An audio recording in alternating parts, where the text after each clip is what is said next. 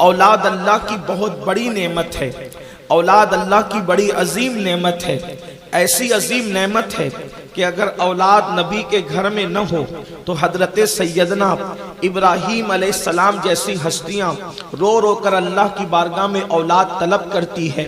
اگر اولاد اللہ اکبر حضرت زکریہ کے گھر میں نہ ہو تو جناب زکریہ علیہ السلام رو رو کر کے اولاد کو طلب کرتے ہیں۔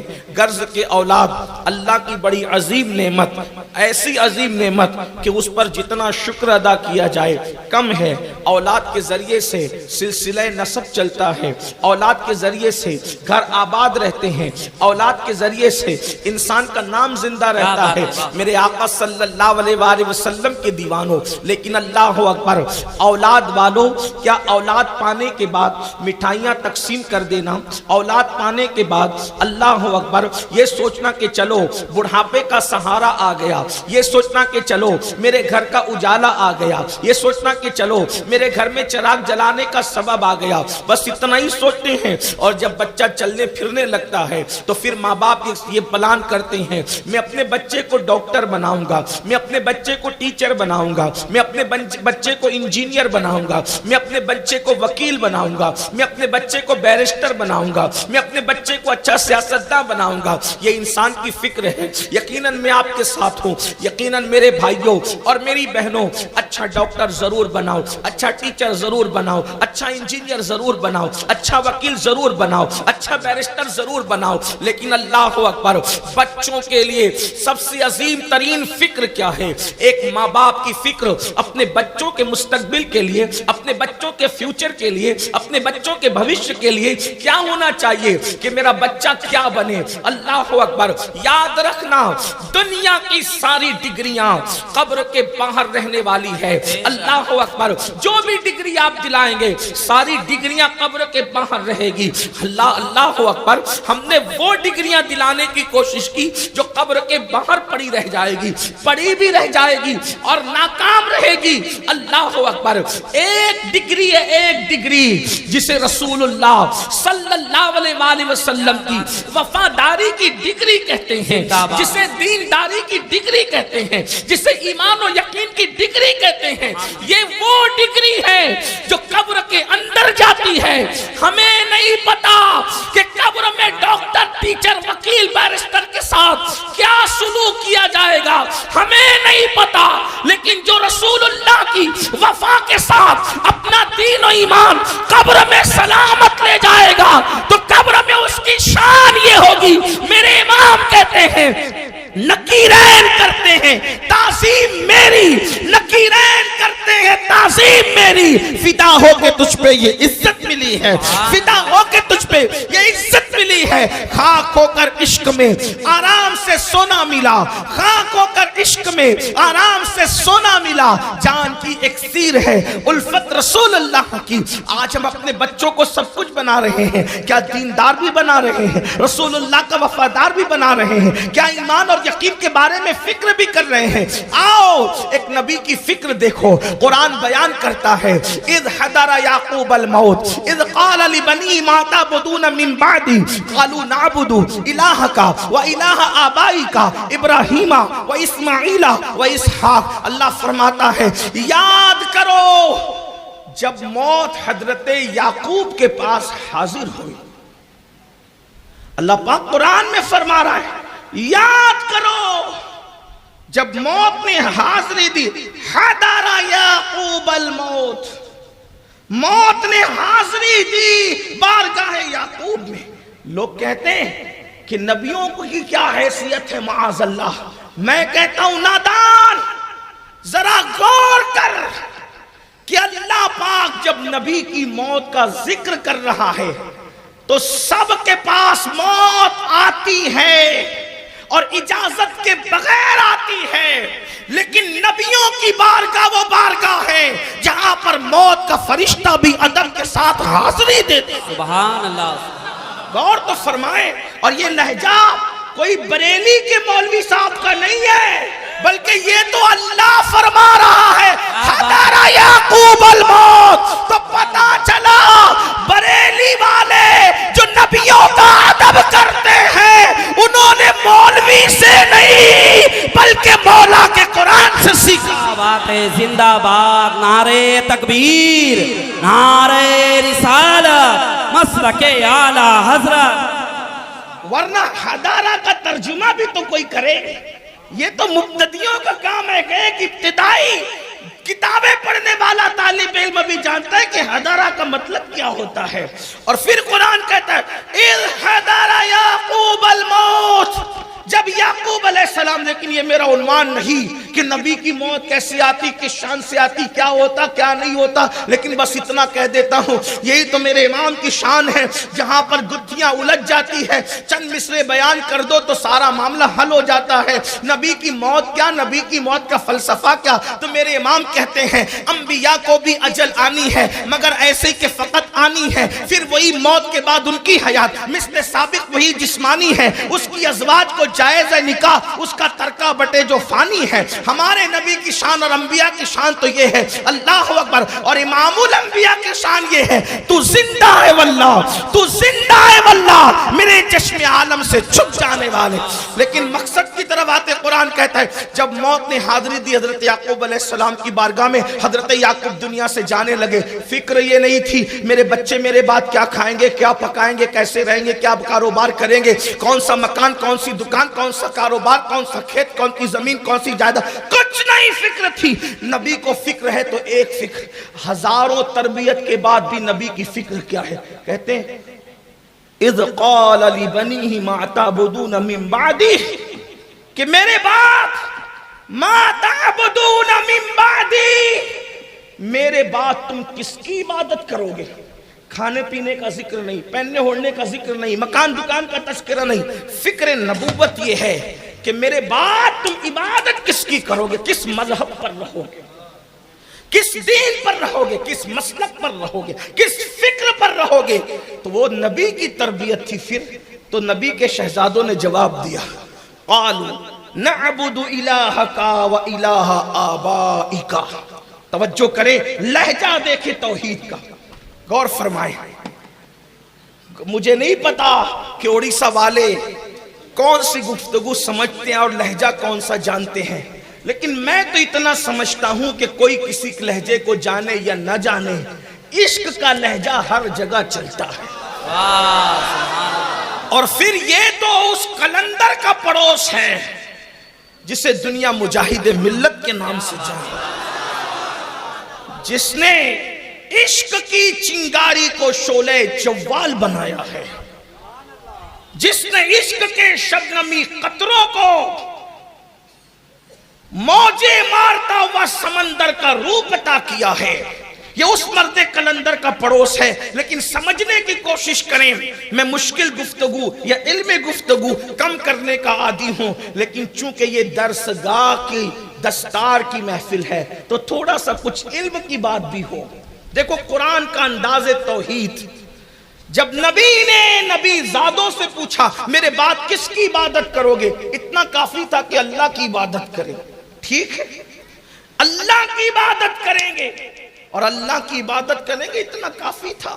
لیکن قرآن جو حکایتاً نقل کر رہا ہے جواب آل پیمبر کو، انہوں نے جواب دیا نبی کی تربیت، قالوا نعبد، عبادت کریں گے، الہ کا، دیکھو توحید بیان کرنے کا انداز قرآن سکھا رہا، الہ کا، ابا جان جو آپ کا خدا ہے، آپ کا رب ہے، ہم اس کی عبادت کریں، وَإِلَٰهَ آبَائِكَ، اور اس کی عبادت کریں گے جو آپ کے باپ داداؤں کا خدا ہے۔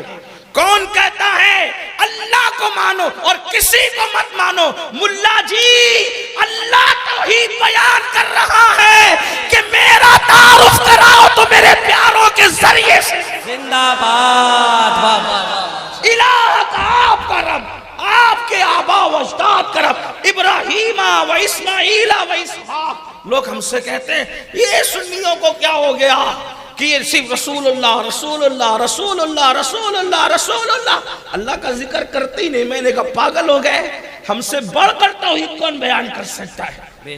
ہم سے بڑھ کر کوئی توحید نہیں بیان کر سکتا۔ لیکن اہل علم کی توجہ چاہتا ہوں، دعا فرمائے۔ ایک بات آپ کو بتاؤں، پورے قرآن میں ایک سورت ہے توجہ ہے آپ کی؟ توجہ ہے؟ پورے قرآن میں ایک سورت ہے، حالانکہ پورے قرآن کا حال یہ ہے کہ قرآن ایک مضمون بیان نہیں کرتا، یہ قرآن کا معجزہ ہے، یہ بات ہے۔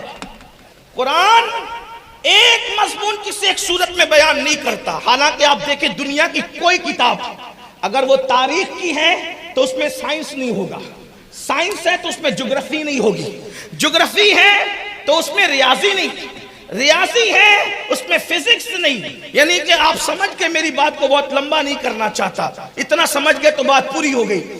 مگر قرآن ایک ایسی کتاب ہے جس کے اندر سائنس بھی ہے، ٹیکنالوجی بھی ہے، جغرافی بھی ہے، ارضیات بھی ہے، فلکیات بھی ہے، شفق کا جمال بھی ہے، افق کی سرخی بھی ہے، ستاروں کی روشنی بھی ہے، ستاروں کی انجمن بھی ہے، چاند کی چاندنی بھی ہے، سورج کی چمک بھی ہے۔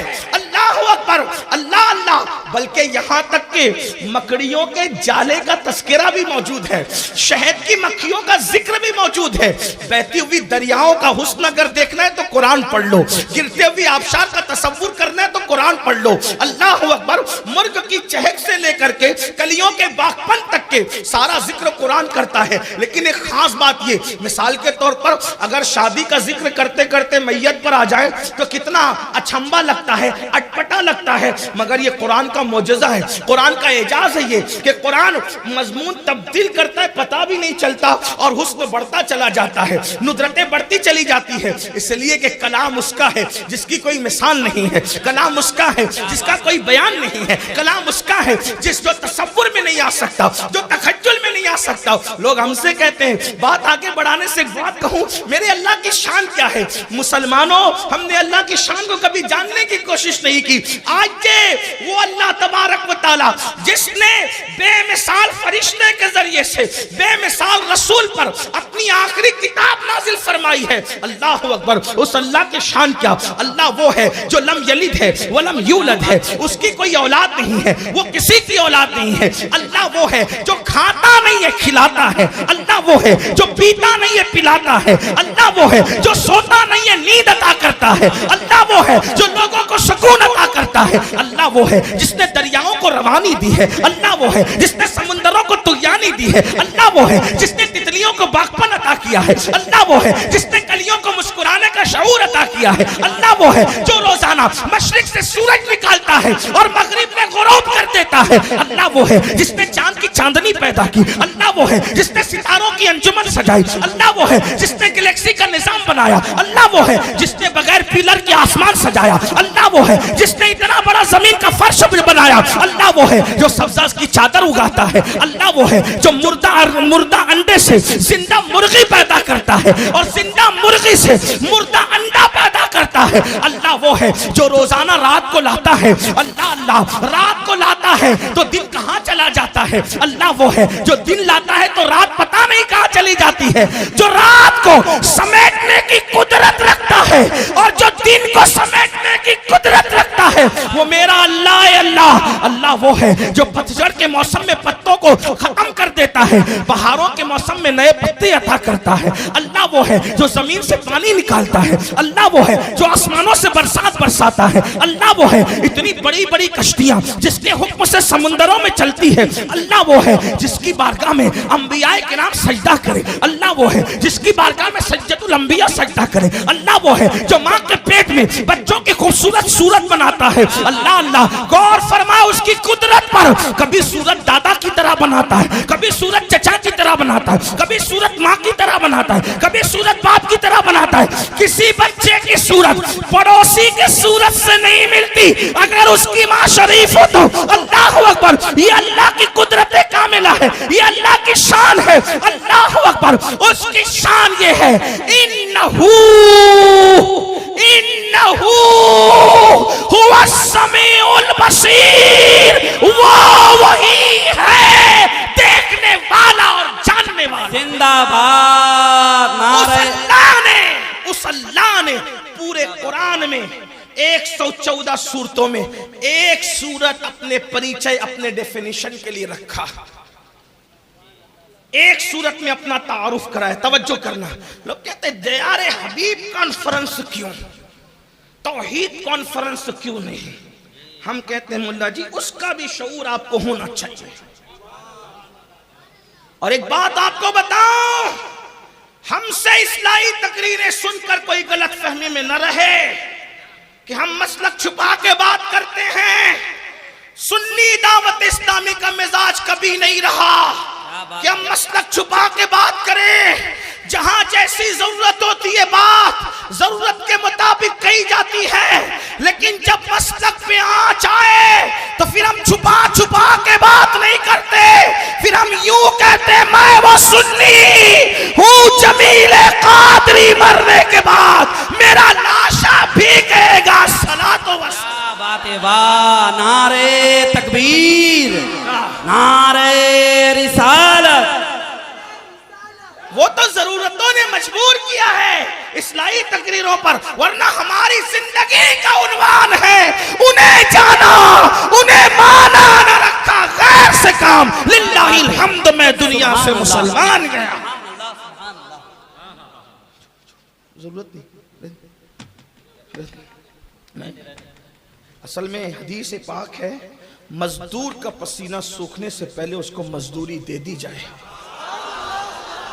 تو جس کی مزدوری کر رہا ہوں اس گنبد خضرا والے کی نظر میں ہوں. کیا بات ہے واہ. ہاں اس لیے خیرات تو انہی سے لینی ہے. کیا بات. جتنا حال بگڑے گا اتنا کریم کی نگاہ ہوگی. بگڑ کر میری حالت نے میری بگڑی بنا لی. سرے بالی انہیں رحمت کی ادا لائی ہے. حال بگڑا ہے تو بیمار کی بن آئی ہے. ان کی زلفیں نہیں رحمت کی گھٹا چھائی ہے. ان کے ابرو نہیں دو قبلوں کی یکجائی ہے. جوارے بزائد ملت میں رہنے والوں توجہ کرو میری بات غور سے سنو. آپ کے یہاں بہت بڑے بڑے علماء خطبہ دانشوروں کی گفتگو ہوتی ہے. میں ایک چھوٹا سا طالب علم لیکن توجہ کریں بات کا سلسلہ ٹوٹنے نہ پائے. بیچ میں اس طرح کی بات آتی سلسلہ ٹوٹ سکتا ہے لیکن توجہ کریں. اللہ نے ایک سورت رکھی 114 سورتوں میں جو اپنے لیے خاص رکھی. نہ اس میں جنت کا ذکر کروں گا نہ جہنم کا ذکر کروں گا. توجہ ہے آپ کی. میری عادت نہیں کہ ہر دو جملے پہ آپ سے کہوں کہ بولو سبحان اللہ. اتنی طاقت میرے اندر نہیں ہے. میں آپ کے عشق پہ چھوڑتا ہوں کہ اپنے اللہ کے نام پہ بولتے ہو کہ چپ رہتے ہو. آپ رسول اللہ کے نام پہ بولتے ہو کہ چپ رہتے ہو. جو قوم نبی کے نام پہ جان دینے کی بات کرتی ہے وہ زبان بھی ہلا سکتے ہیں کہ نہیں ذرا مجھے بھی دیکھنا ہے. بنا کر فقیروں کا ہم بیز غالب تماشائے اہل کرم دیکھتے ہیں.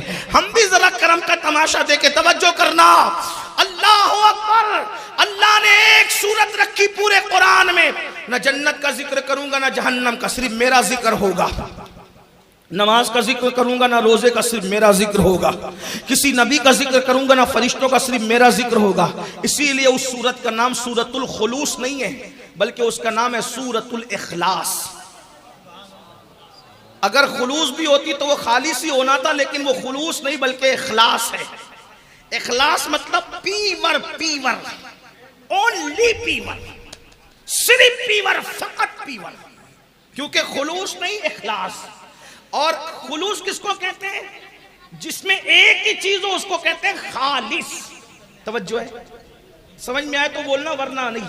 جب آپ نہیں بولیں گے تو میں سمجھ جاؤں گا کہ آپ کے بات سر کے اوپر سے جا رہی، پھر میں بات پلٹ دوں گا. لیکن توجہ کریں.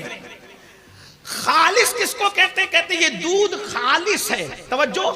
یہ دودھ خالص ہے مطلب اس میں ملاوٹ نہیں ہے. اگر بھینس کا دودھ اور بکری کا دودھ مل جائے تو بھی وہ خالص نہیں رہتا کیونکہ دودھ ہی ہے. لیکن ایک بکری کا ایک بھینس کا ہے تو دونوں مل کے گڑبڑ ہو گئی. اس لیے خالص کون سا ہوگا؟ صرف بھینس کا ہوگا، صرف گائے کا ہوگا، صرف بکری کا ہوگا تو کیا کہیں گے اس کو؟ خالص. گھی دیسی ہے اس میں نقلی گھی مل گیا تو خالص رہا؟ نہیں رہا. کیوں؟ کیونکہ ملاوٹ ہو گئی. خالص کا مطلب کیا؟ ایک ہی چیز ہو، پیور ہو. صحیح. اب خالص سے بڑھ کر ہے خلوص. ٹھیک. اور خلوص سے بڑھ کر ہے اخلاص. سمجھے؟ ہاں. جیسے کبیر بڑا، اکبر بہت بڑا. خلوص پیور، اخلاص بہت پیور. اب توجہ کرنا. پورے قرآن میں کون سی سورت کا نام اخلاص ہے؟ کس کا نام ہے؟ شروع کہاں سے ہوتی ہے؟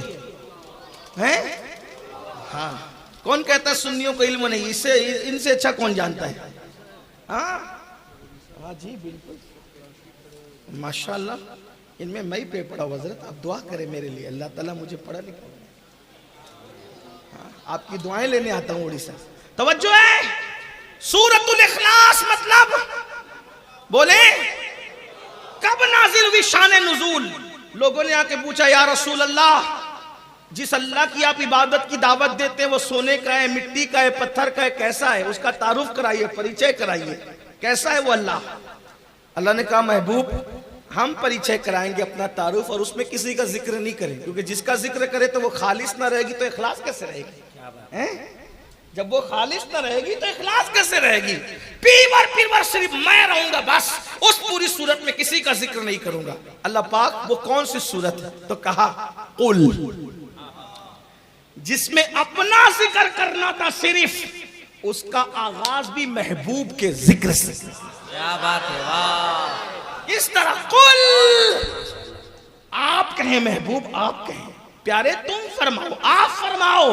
تو اب اللہ جی کہتے اللہ کا ذکر کیوں نہیں کرتے؟ ہم نے کہا اللہ سے پوچھو، جس سورت کو اس نے اخلاص نام رکھ کر کے نازل کیا، اس میں بھی بتایا میرا ذکر بعد میں ہوگا، پہلے تیرا ذکر۔ کیا بات ہے، واہ واہ، سبحان اللہ۔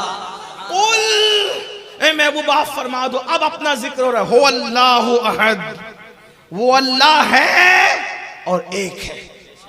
اللہ الصمد، وہ بے نیاز ہے۔ لم یلد، اس کی، ولم یولد، اس کی کوئی اولاد نہیں، وہ کسی کی اولاد نہیں۔ ولم یکن لہ کفوا احد، اور اس کی کوئی بیوی نہیں، اس کے ساجے کا، اس کے برابر کا کوئی نہیں ہے، اور وہ ایک ہے۔